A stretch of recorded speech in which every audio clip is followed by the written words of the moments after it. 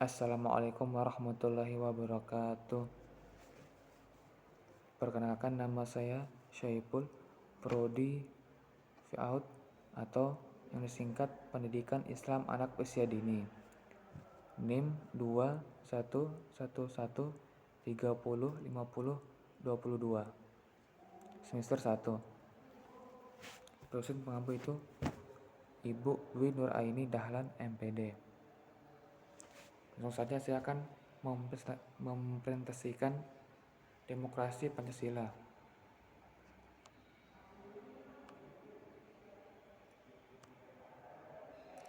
Istilah demokrasi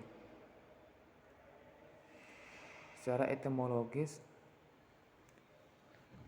berasal dari bahasa Yunani, yaitu demos arti rakyat, dan kratos atau kratein yaitu pemerintahan atau kekuasaan.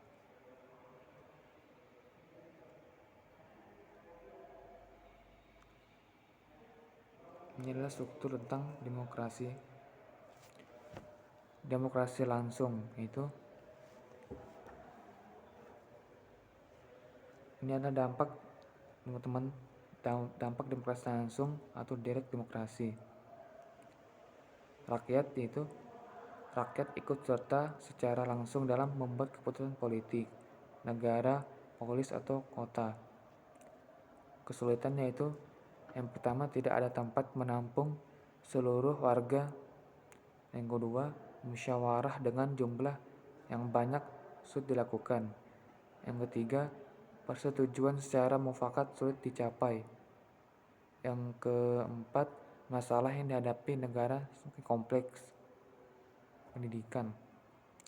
Dan yang terakhir, yang kelima, sarana pembelajaran dibentuk pada perwakilan demokrasi tidak langsung.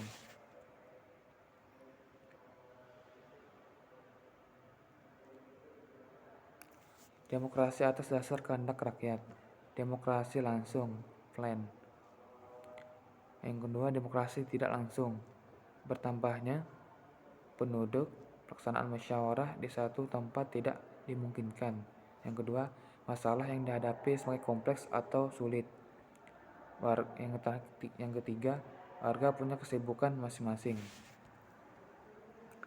Secara terminologis, menurut Abraham Lincoln, demokrasi adalah pemerintahan dari rakyat oleh rakyat dan untuk rakyat. Yang kita kenal adalah presiden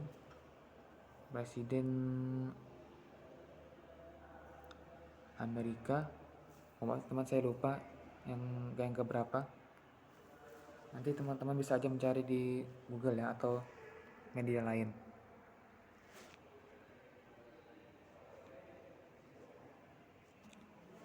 Menurut International Commission for Justice, demokrasi adalah suatu bentuk pemerintahan di mana hak untuk membuat keputusan-keputusan politik diselenggarakan oleh warga negara melalui wakil-wakil yang dipilih oleh mereka dan yang bertanggung jawab kepada mereka melalui satu proses pemilihan yang bebas. Pemahaman tentang demokrasi yaitu demokrasi sebagai bentuk pemerintahan. Yang kedua, demokrasi sebagai sistem politik. Yang ketiga, demokrasi sebagai sikap hidup.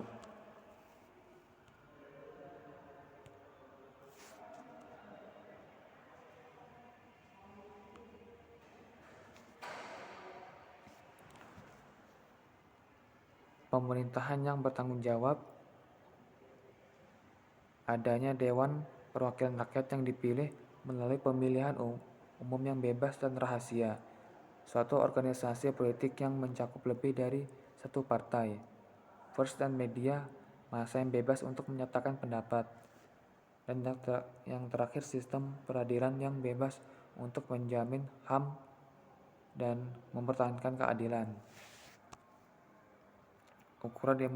Ukuran keberhasilan demokrasi di suatu negara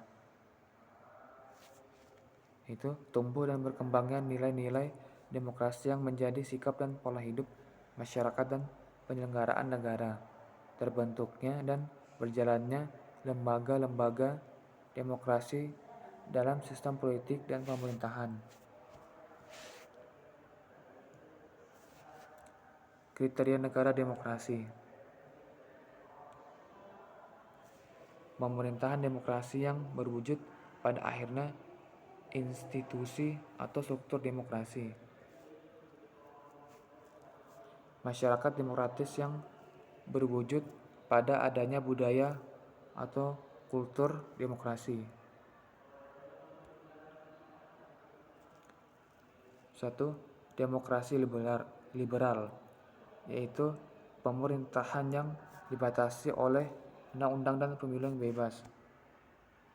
Yang kedua, demokrasi terpimpin, di mana para pemimpin percaya bahwa tindakan mereka dipercaya rakyat, tapi menolak pemilu yang bersaing sebagai kendaraan untuk menduduki kekuasaan. Yang ketiga, demokrasi sosial, yaitu demokrasi yang menaruh kepedulian kepada keadilan sosial. Beberapa nilai demokrasi, itu ada 6. Yang pertama, menyelesaikan perselisihan dengan damai dan secara melembaga.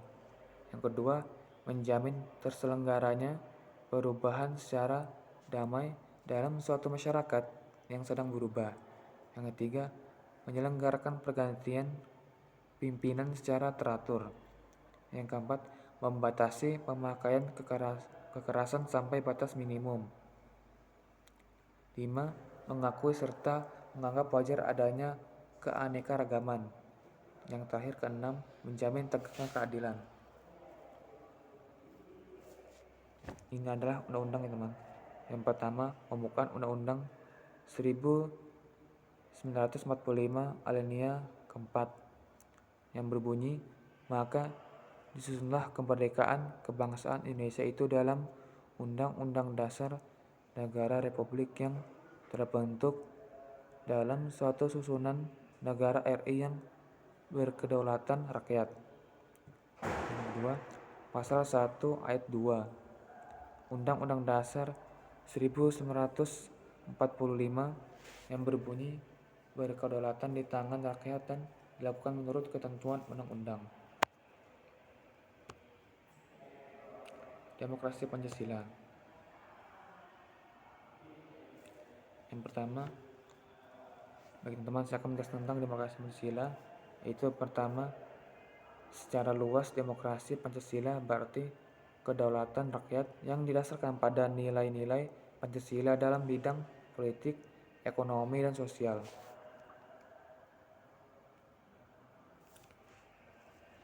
Secara sempit, demokrasi Pancasila berarti kedaulatan rakyat yang dilaksanakan menurut hikmat kebijaksanaan dalam permusyawaratan perwakilan. Isi pokok demokrasi Pancasila itu ada 4. 1. Pelaksanaan demokrasi harus berdasarkan Pancasila. Demokrasi tersebut harus menghargai HAM atau hak asasi manusia serta menjamin hak-hak minoritas. Yang ketiga, pelaksanaan kehidupan ketatanegaraan harus berdasarkan kelembagaan atau institusional. Yang terakhir, keempat, demokrasi harus bersandar pada hukum. Aspek-aspek demokrasi Pancasila. Yang pertama, formal, yang berarti yang menunjukkan bagaimana cara berpartisipasi rakyat diatur dalam penyelenggaraan pemerintahan. 2. Material, yang menegaskan pengakuan atas harkat dan martabat manusia sebagai makhluk Tuhan yang menghendaki pemerintahan untuk membahagiakannya. 3. Kaidah, yang mengikat negara dan warga negara dalam bertindak dan menyelenggarakan hak, kewajiban, serta wewenangnya. 4. Tujuan, yang menunjukkan keinginan atau tujuan untuk mewujudkan masyarakat yang sejahtera dalam negara hukum, negara kesejahteraan, dan negara yang berkebudayaan. 5. Organisasi, menggambarkan perwujudan demokrasi Pancasila dalam organisasi pemerintahan, kehidupan bernegara dan bermasyarakat. 6. Semangat, menekankan bahwa demokrasi Pancasila memerlukan warga negara yang berkepribadian, berbudi, pekerti luhur, dan tekun dalam pengabdian. Pengembangan sikap demokrasi. Pengertian demokrasi adalah gabungan dari dua kata, yaitu demos dan kratos, yang bahasa Yunani.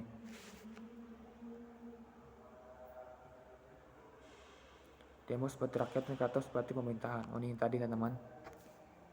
Jadi demokrasi dapat diartikan sebagai suatu pemerintahan di mana rakyat memegang suatu peran yang sangat menentukan.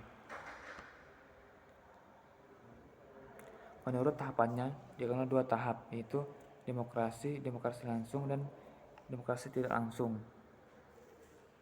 Menurut tahapannya dikenal dua tahap. Dalam demokrasi langsung, rakyat ikut secara langsung dalam menentukan pemerintahan. Hal ini terjadi pada tipe-tipe negara kota waktu zaman Yunani kuno, yakni ketika rakyat berkumpul pada tempat tertentu untuk membicarakan berbagai masalah kewarganegaraan.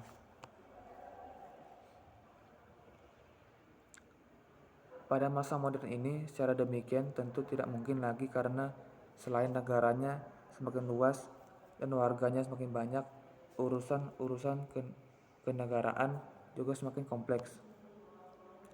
Jadi rakyat tidak lagi ikut dalam urusan pemerintahan secara langsung, melainkan melalui wakil-wakilnya yang ditentukan melalui pemilihan umum.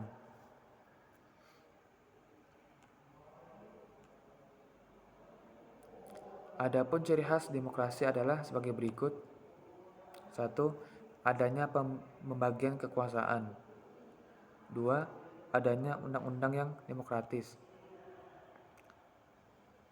3. Adanya rule of law, bukan rule of power. 4. Partai politik lebih dari satu. Pers yang bebas. Yang keenam, pemilu yang bebas.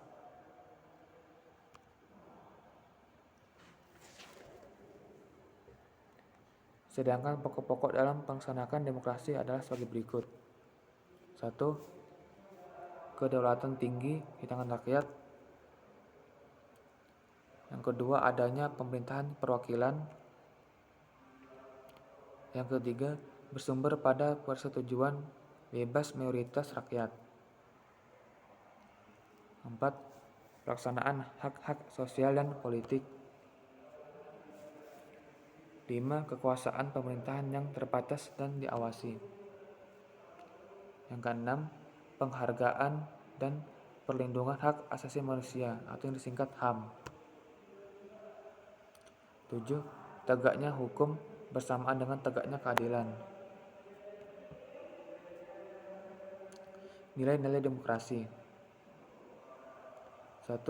Menyelesaikan persoalan secara damai dan berlembaga.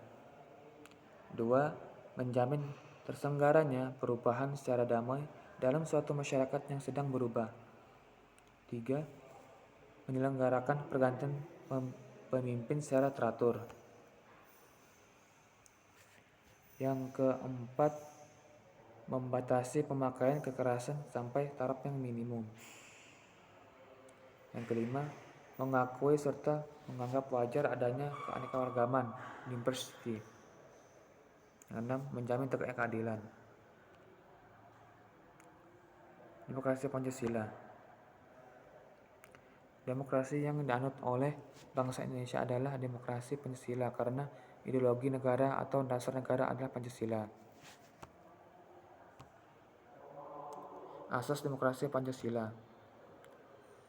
berasaskan pada sila keempat, yaitu Pancasila yang berbunyi kerakyatan yang dipimpin oleh hikmat kebijaksanaan dalam permusyawaratan dan perwakilan.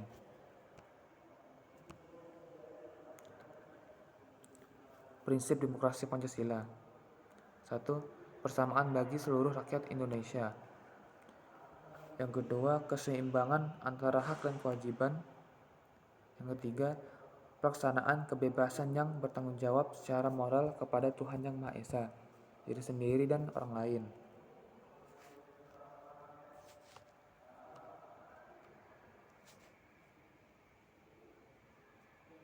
Yang keempat, mewujudkan rasa keadilan sosial. Yang kelima, pengambilan keputusan dengan musyawarah mufakat. Yang keenam, mengutamakan persatuan nasional dan kekeluargaan. Yang ketujuh, menjunjung tinggi tujuan dan cita-cita nasional. Upaya membangun sekolah demokratis adalah sebagai berikut. 1. Keterbukaan saluran ide dan gagasan, sehingga semua orang bisa menerima informasi secara seoptimal mungkin. Yang kedua, memberikan kepercayaan kepada individu dan kelompok dalam kapasitas yang mereka miliki untuk menyelesaikan berbagai persoalan sekolah. 3. Menyampaikan kritik sebagai hasil analisis dalam proses penyampaian evaluasi terhadap ide-ide, problem-problem atau masalah-masalah dan berbagai kebijakan yang dikeluarkan oleh sekolah. 5. Memperlihatkan kepedulian terhadap kesejahteraan orang lain dan terhadap persoalan-persoalan publik. 6. Ada kepedulian terhadap harga diri, hak-hak individu dan hak-hak minoritas. Yang ketujuh, pemahaman bahwa demokrasi yang dikembangkan belumlah mencerminkan demokrasi yang diidealkan, sehingga demokrasi harus terus dikembangkan dan bisa membimbing keseluruhan hidup manusia. Yang kedelapan, terdapat sebuah institusi yang dapat terus mempromosikan dan mengembangkan cara-cara hidup demokratis. Sekian dan terima kasih. Thanks for watching. Mohon maaf apabila ada kata-kata yang salah maupun perbuatan, karena sesungguhnya kebenaran itu datang dari Allah dan kesalahan itu datang dari saya diri sendiri. Wassalamualaikum warahmatullahi wabarakatuh.